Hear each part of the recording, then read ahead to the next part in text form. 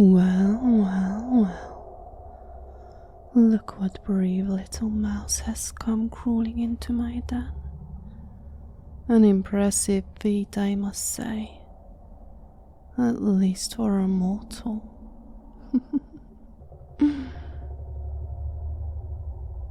Why, it's not every day you see someone such as yourself walk so brazenly into hell. The confidence on your face, it's something to be admired. But what else should I expect? After all, it takes a certain kind of braveness, or stupidity, to make a deal with one such as I. To make a deal with the devil.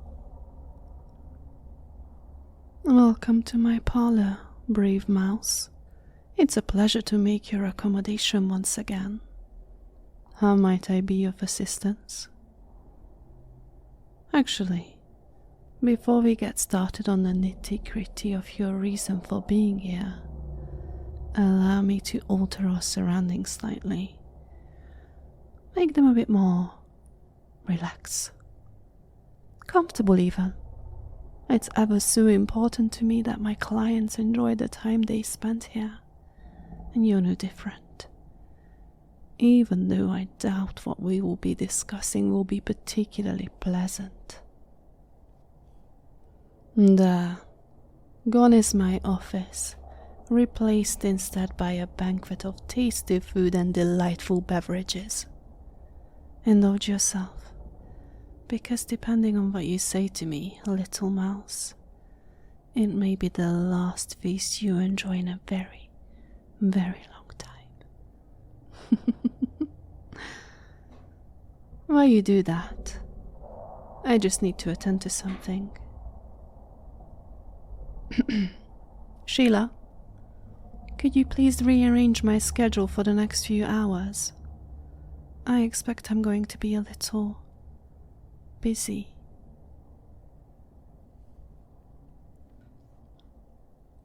Oh, my warlock is already waiting in the lobby. Well, tell him he'll have to come back later.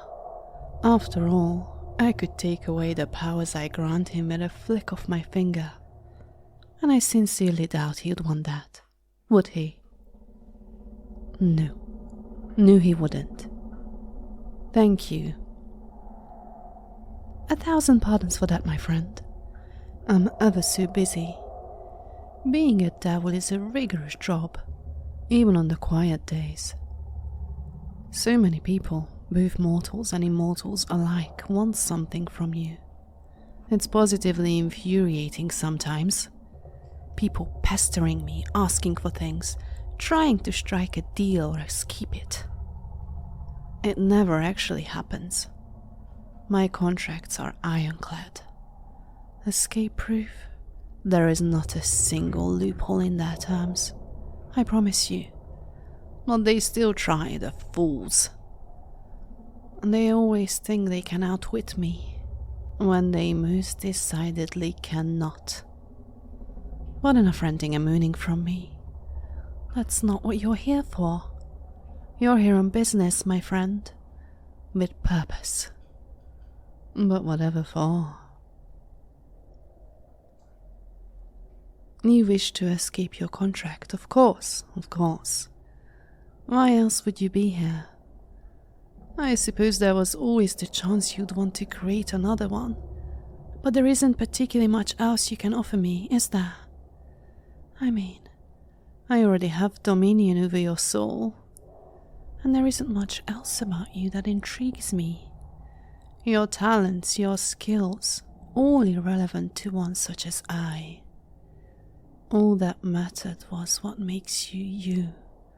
And I already had that, don't I?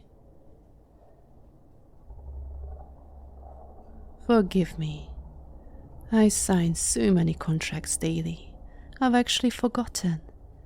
What did you say your immortal soul for again?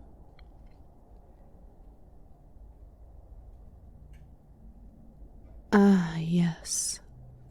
You wanted to be a successful writer. I remember now. watching you day in, day out on that computer, tip-tap typing away at that keyboard, spurting out words, crafting sentences and forming stories, all in the hope that you might one day make it big. That you might one day have people acknowledge your talent. That you might one day get published. And have you not? Have you not succeeded in what you set out to do?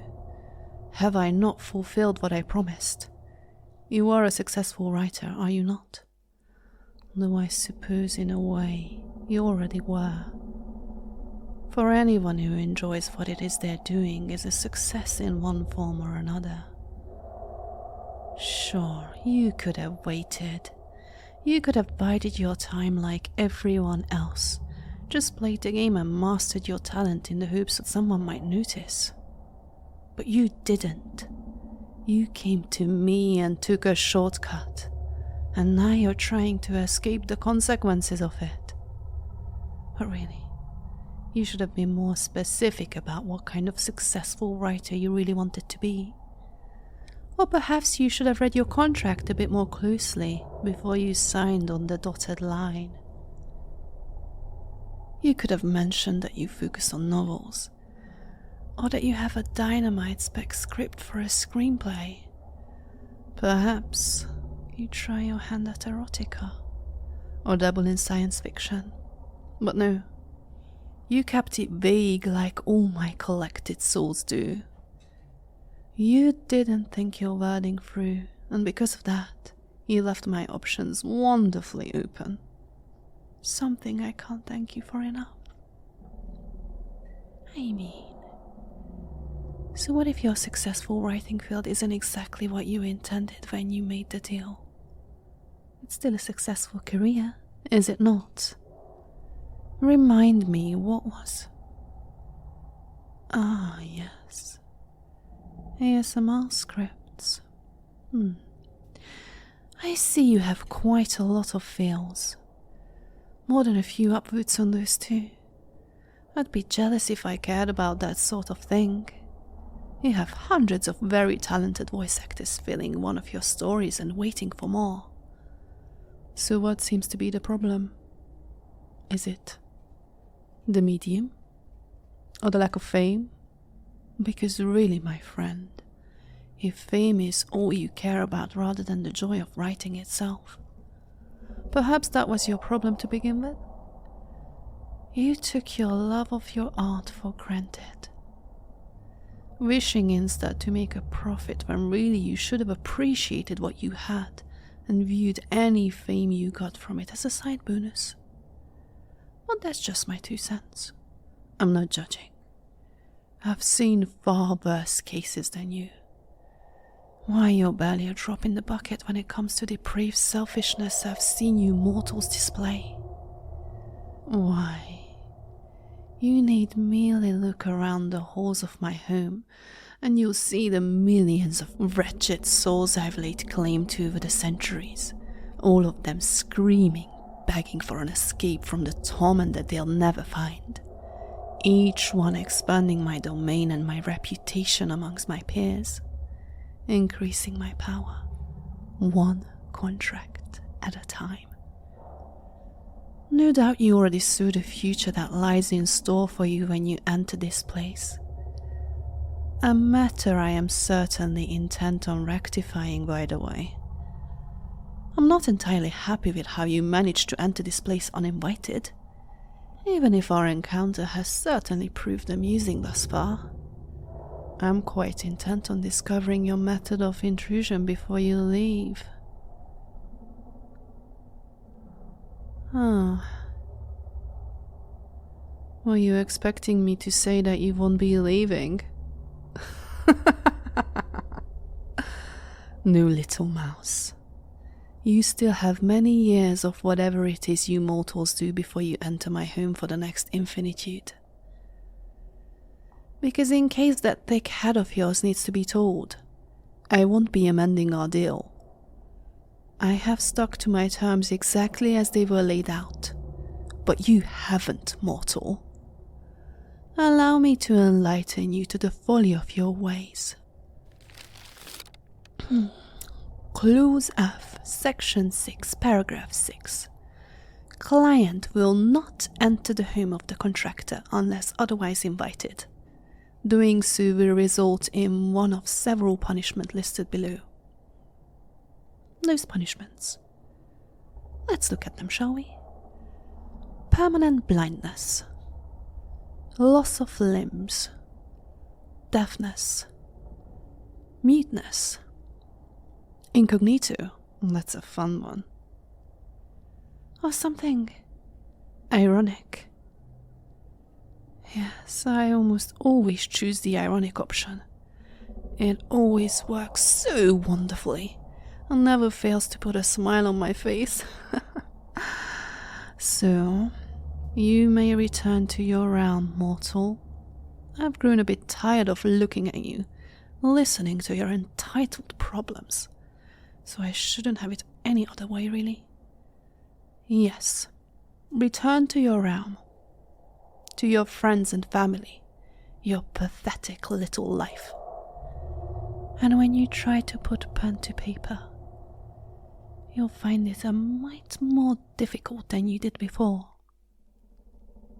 The ideas, the stories, the words, they'll still come to you, but you won't know what to do with them. You won't know how to lay them out. They'll never feel quite right. And while your career will still flourish, you'll never be able to enjoy the art you took so decidedly for granted. So, I hope coming here and trying to visa your way out of the consequences was worth it, little mouse. I hope the next few decades of creative bankruptcy were what you desired. Because that's what you got out of this little visit, my friend. And that's what you get when you deal with a devil.